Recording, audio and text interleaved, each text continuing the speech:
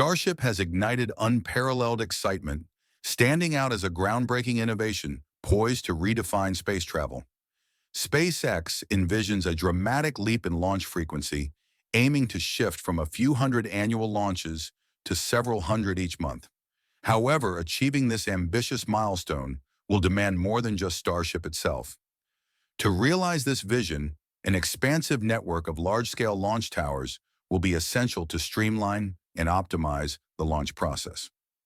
In this episode of Alpha Tech, we dive into the true motivations behind SpaceX's creation of the Starship launch towers and explore how their numbers could grow exponentially in the years ahead.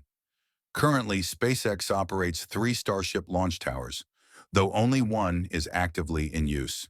With the rapid pace of Starship's development, this figure is expected to soar as the company moves closer to its game-changing goals.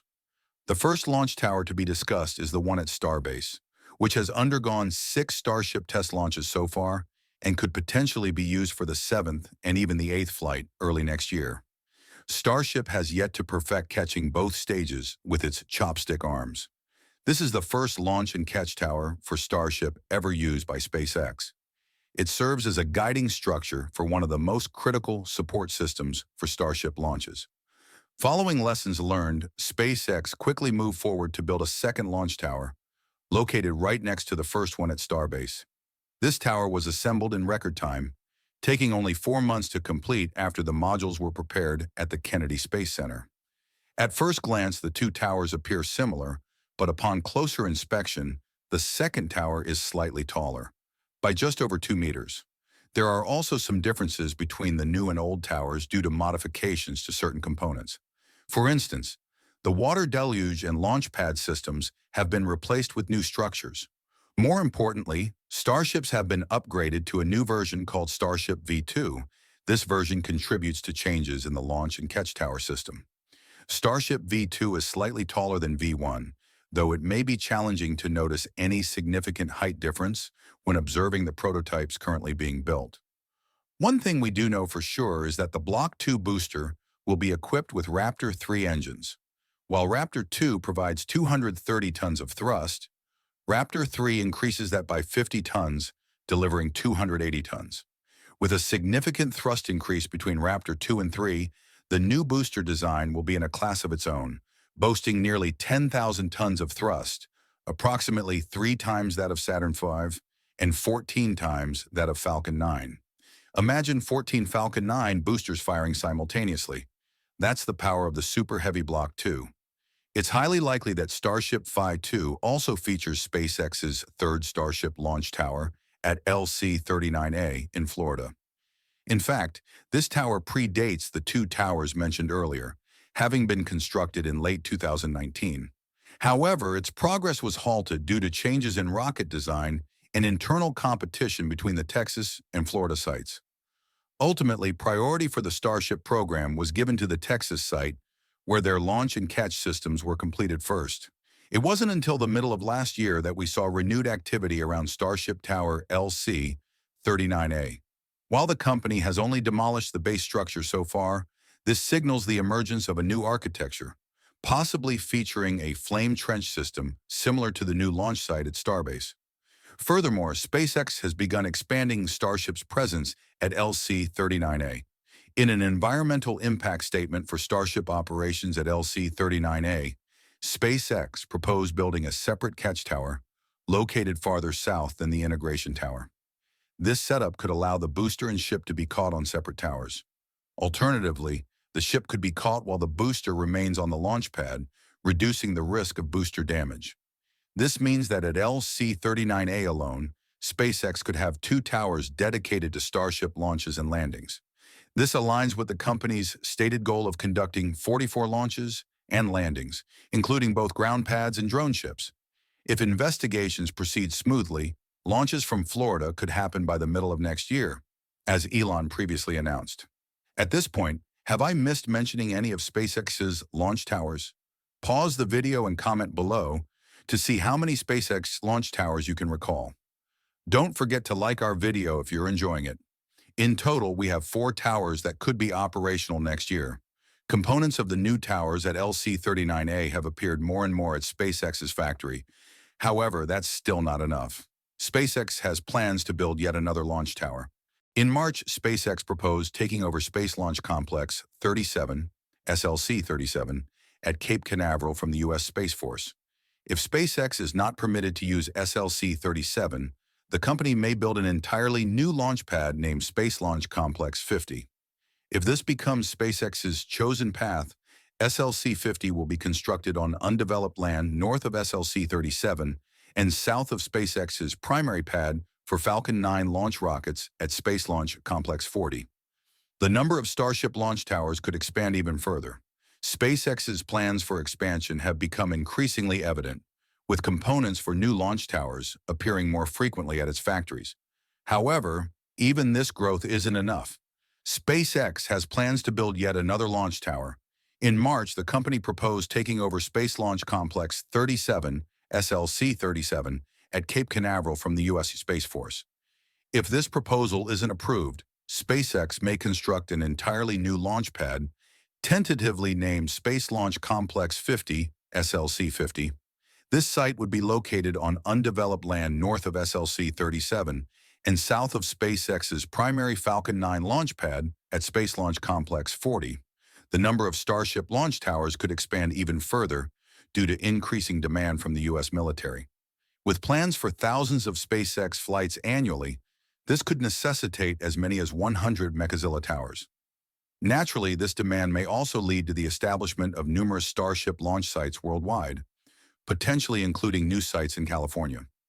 In California, some local government organizations have expressed concerns about the environmental impacts of increased Falcon 9 launches in the region. However, not everyone shares this perspective. Other officials have praised SpaceX for its economic contributions. Data released by Cameron County Judge Eddie Trevino Jr. highlighted that SpaceX has created over 3,400 full-time company and contractor jobs and 21,000 indirect jobs in the region. Trevino noted that SpaceX has positively impacted Cameron County through increased tourism and job opportunities, adding, "We look forward to additional growth and continued investment in the future as SpaceX carries on its mission to explore space, return us to the moon, and colonize Mars." Time appears to be the only factor SpaceX needs to fully establish itself across various territories. This raises an important question. Why did SpaceX need to build towers for catching or launching rockets in the first place? After all, the company has already perfected landing Falcon 9 rockets using landing legs, a feat no other space company has been able to replicate. In December 2015, SpaceX successfully landed the first stage of Falcon 9 on solid ground at Cape Canaveral, an unprecedented achievement. A few months later, in April 2016, Falcon 9 made history again by landing on a drone ship at sea. So why take things to the next level with Mechazilla towers when SpaceX is already at the forefront of innovation? The answer lies in efficiency. If the Super Heavy booster were to land on a pad in the same way as early Starship test flights, significant effort would be required to return it to the launch pad. The process would involve a mobile crane and a massive crawler transporter to move the rocket. The crane would lift the booster, place it on the transporter, move the entire setup to the pad, lift the booster back onto the pad, and then return the equipment to the hangar. This process is not only labor-intensive, but also costly and complex. Additionally, landing legs themselves are fragile. Using Falcon 9 as an example, the rocket is light but lands with significant force that must be absorbed by its legs. SpaceX employs crush cores, honeycomb-style cartridges within the legs that compress on landing. These cores are single-use and must be replaced after every landing. While replacing crush cores is manageable for Falcon 9, Starship and Super Heavy demand rapid reusability and clean-burning methane engines. Refurbishing landing legs for Starship's targeted cadence of 3 launches per day per booster would be impractical. By eliminating landing legs entirely, SpaceX streamlines the process. Instead of requiring cranes, transport vehicles, and refurbishments, the booster can land directly into the waiting arms of Mechazilla. From there, it can be immediately repositioned on the launch pad and prepared for its next flight, paving the way for a future of unparalleled efficiency and scalability in spaceflight. This doesn't just save time, but also cuts costs and improves reliability. Now that we understand why Elon is pursuing this design, the next question is, how does it work? The core of the Launch-Landing Tower is a 145-meter tall steel structure. The tower features three mechanical arms. One of these is the quick disconnect arm, which serves as an umbilical connection for propellant intake and acts as a mid-rocket stabilizer. The other two arms are the chopsticks, which work together to pick up and catch the rockets. The chopsticks are 36-meter-long tubular steel beams. Mechanically, these arms move up and down along a rail track on the tower, powered by a super heavy-duty winch system called a drawworks. The drawworks, located at the bottom of the tower, are powered by 4 electric motors generating 6,000 horsepower. This system was adapted from oil rigs, where similar winches are used to lower and retrieve drill equipment. The pinching motion of the chopsticks is controlled by hydraulic cylinders. The landing sequence begins at an altitude of about 18 meters. At this point, the Super Heavy booster initiates its final landing burn, similar to the Falcon 9. The booster descends at an angle rather than vertically to maximize atmospheric drag and stability. Grid fins, similar to those on the Falcon 9, help guide the booster during this phase. As the booster approaches 800 meters above ground, 6 of its 9 engines shut down, leaving 3 Raptors to perform the final approach. These engines are mounted on a gimbal system that allows them to swivel and steer the rocket.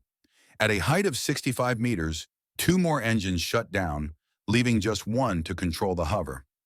The booster hovers for approximately 5 seconds, allowing the chopsticks to securely clamp onto 2 pins located just beneath the grid fins. This maneuver represents a significant departure from initial expectations. Earlier concepts envisioned the booster descending with force, relying on the chopsticks to absorb the impact. However, SpaceX's renderings reveal a more refined approach, a controlled hover followed by a precise catch. During this operation, the chopsticks barely move, instead depending on their rails to bear the weight and stabilize the booster. This innovative method stands in stark contrast to the suicide burn technique employed by Falcon 9. In that method, the booster lands hard to conserve fuel, as Falcon 9's engines are too powerful to throttle down for a steady descent. Super Heavy, on the other hand, is engineered with advanced control and precision, allowing it to hover momentarily and enabling the chopstick catch. Thanks to its advanced grid fins, gimbaled engines, and hover capabilities, the Super Heavy booster is designed to hit its target with remarkable accuracy. Falcon 9's track record, landing within centimeters of the center of its pad, even on drone ships in rough seas, serves as a testament to SpaceX's engineering prowess. That's it for today's episode. Thanks for watching, and we'll see you next time.